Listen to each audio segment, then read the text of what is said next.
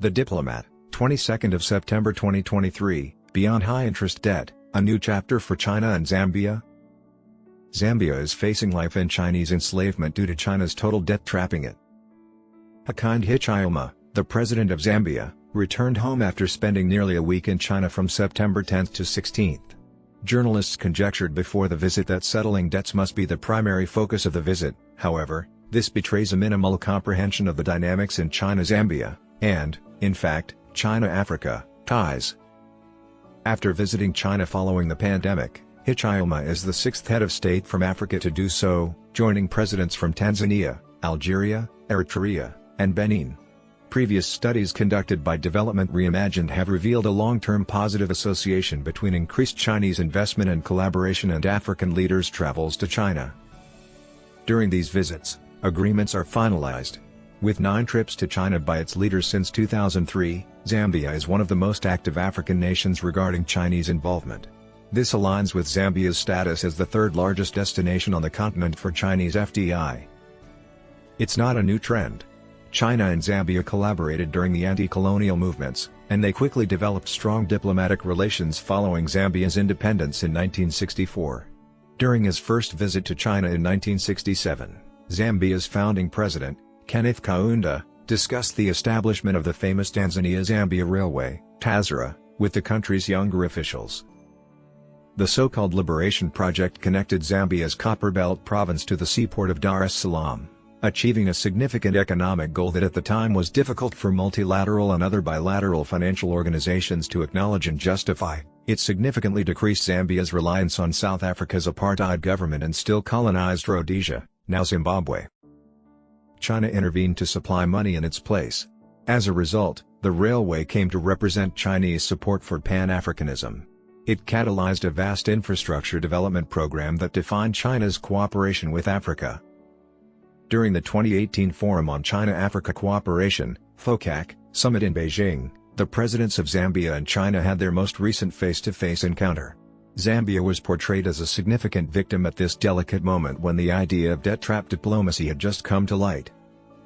Even after Edgar Lungu, the president of Zambia at the time, sharply retaliated against those claims, these myths persisted in the relationship despite Zambia and China being all-weather friends.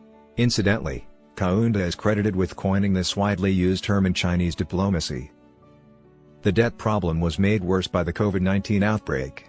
When Zambia neglected to make a Eurobond payment in 2020, it became the first nation in Africa to default on its debt. The G20 Common Framework, an endeavor to coordinate debt restructuring activities by both traditional and developing lenders, was then applied to Zambia, the first nation to do so. By doing this, holders of Eurobonds could receive payments from the International Monetary Fund, IMF, in the form of arrears, which Zambia will eventually need to repay to the IMF. China was held accountable globally for Zambia's subsequent difficulties in debt settlement even though the Zambian government has never stated such a sentiment. China was at the time the recipient of 30% of Zambia's total debt. However, most of these loans were concessional and were made through policy banks such as the China Exim Bank. China only contributed 5.3% of the $436 million in interest Zambia paid on its external debt stock in 2020, the year of its default, a ratio that decreased to barely 2.1% in 2021. Before this, China had also granted Zambia debt relief several times on requests. Since 2000, China's debt relief has topped all other sovereign creditors with a total value of $259 million. Therefore, to pressure the opposing party into making a concession, Hichilema has pragmatistically refrained from taking a stand during the debt issue. To reduce mistrust among the various creditors, he tried to counter the stigmatization of China's involvement in the international settlement. Nevertheless, Zambian Treasury and Central Bank officials visited China before the 2023 IMF and World Bank spring meetings because they were at a standstill after nearly 2 years. China was starting to open up following the pandemic. Their suggestions cleared the path for a historic agreement that would have allowed all bilateral creditors to extend the payback terms of $6.3 billion in loans to 20 years, plus an additional 3 years of grace. It should be noted that, despite the lengthy negotiations, little progress has been made in involving private lenders and multilaterals in Zambia's debt relief. What was the purpose of Hichilema's week-long visit to China if it had nothing to do with debt? Expansion is the solution. Hichilema's visit resulted in the upgrading of bilateral ties between China and Zambia to a comprehensive strategic and cooperative partnership, the highest classification thus far given to China's partners on the African continent, in anticipation of the 60th anniversary of their diplomatic relations and the upcoming FOCAC summit in 2024. The joint statement highlighted the benefits that Zambia's 8th National Development Plan and the Belt and Road Initiative, BRI, share, which are crucial for China's standing abroad. All of this suggested that Hichilema and Chinese President Xi Jinping were resolved to turn the page and talk about long-term growth and development rather than debt.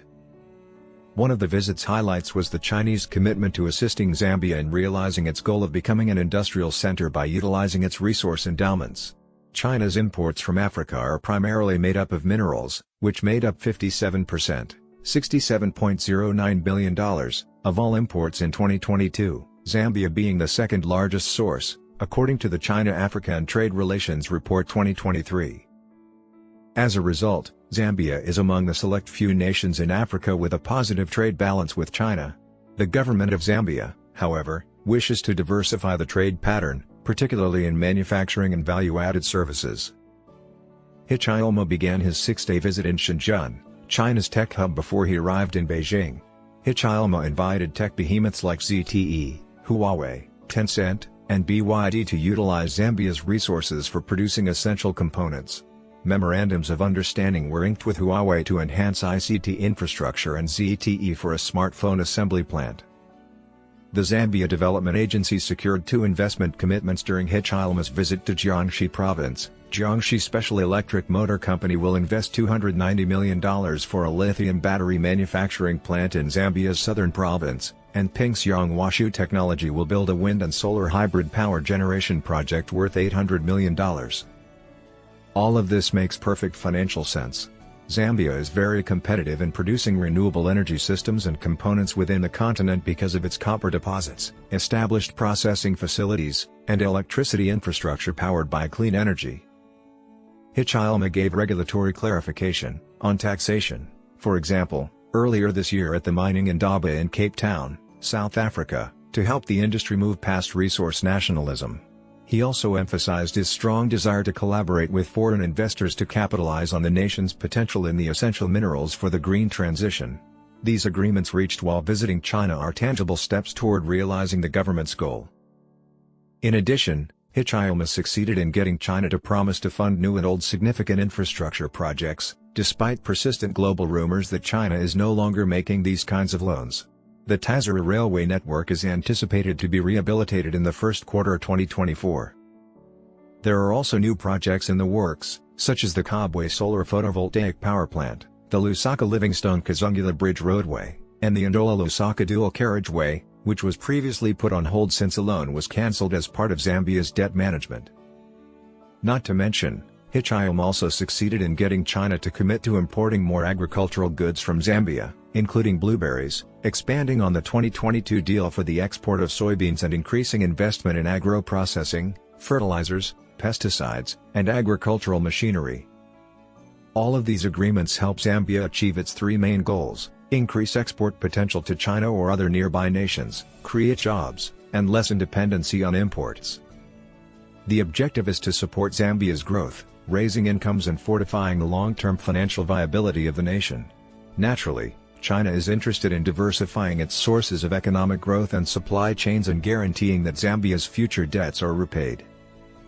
For the 2 nations, these accords are just as crucial as debt relief, if not more so. They establish a more robust route for debt sustainability. What does this suggest for other African nations, particularly those with trouble paying off debt but hoping to spur economic growth after the pandemic?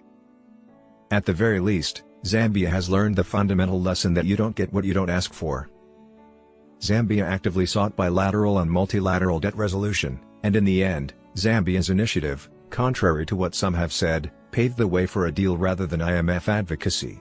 Hichilema's visit to China has also shown that Zambia is now taking the lead in establishing a new growth path that prioritizes increasing its production capacity by using debt and other resources.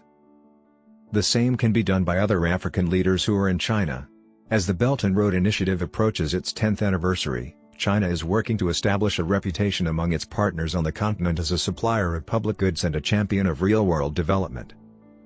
African nations should, like Zambia did, prepare a realistic yet ambitious agenda that includes pitches for new trade, new infrastructure loans, and new investment, highlighting their strategic significance. Instead of negotiating debt relief in terms, they should leave these negotiations to their finance ministers and central bank governors. The valid reward is that